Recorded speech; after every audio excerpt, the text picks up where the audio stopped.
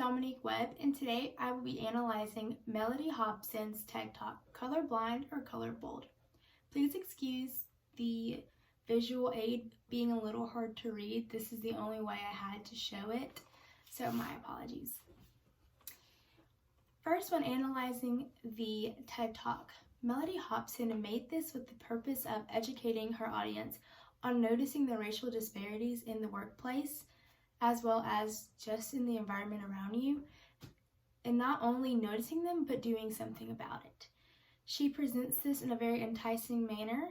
It was an informational, persuasive speech. However, I do not think she memorized it word for word. I believe her delivery was very much memorizing the topics and then impromptu elaborating on it.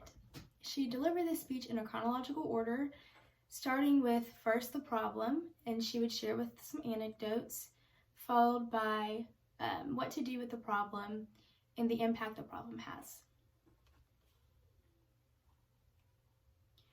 The background behind Hobson wanting to do this topic roots back from her childhood when her mother, she described as pragmatic, used to ask her how did they treat you when she was the only Black person in a group. This really established a motivation in her that she can make a difference and she is capable of doing anything she wanted to do despite being the minority. She developed this passion as a child and it followed her through into her adulthood, and her heart behind this was giving this speech in hopes people will make an impact on the racial disparities for the children to come. First, starting with logos, Hobson uses this appeal to really show the audience that she knows what she's talking about. She uses statistics, including the fact that 30% of white men make up the US population, yet 70% of white men hold a chair in corporate America. And she was saying this to kind of display the lack of diversity and how we need to fix that.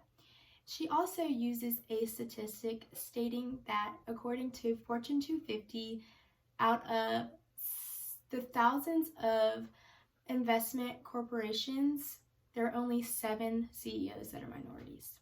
So her use of logos really builds a trust between the audience and Hobson that she knows what she's speaking about. Followed by logos, we have pathos. Now, Hobson, it's getting a little hard to read, my apologies. Hobson presented her speech with a lot of personal anecdotes, and while they were funny, they had very somber lessons about the injustice that comes with racial disparity. And these anecdotes start back when she's a child and they progress in her life as she progresses through her topic. Like I said, this builds a personal relationship with the audience in Hobson, making them feel like they know her a little bit more than just a speaker. And she also builds pathos by always mentioning her mother and her encouraging words from her mother, which a lot of people have that same relationship with their moms, so it makes Hobson's speech seem a little bit more sincere.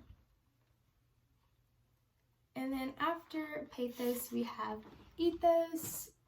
Sorry, it's a little bit hard to see, just bear with me. And Hobson builds a credibility with herself as she introduces herself as a co-CEO of Ariel Investments. This is a big deal because she also mentions that out of the thousands of big investment companies, she's only one of 2 Black women. This builds a respect from her audience as they believe that she worked very hard to get her position, and this can be assumed and understood. As I said, I believe this speech was organized chronologically as she presents a process and takes it step by step.